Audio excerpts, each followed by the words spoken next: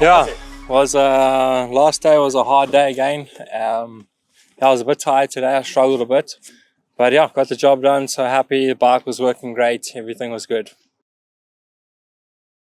Honestly, I'm happy. I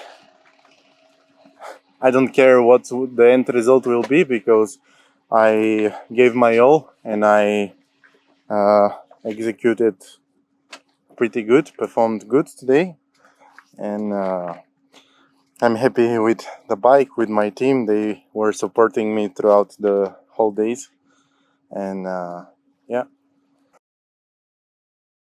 Well, yeah, today was quite good in the beginning, but after the service point I had some problems with the bike, but not too bad. So I had just to slow down a little bit, and yeah, I followed sometimes Mario, then I passed him again, then I followed him again. So we was making a good pace, I think, and now till the finish, I'm so happy to be at the finish and how it looks like I'm third, so it's incredible.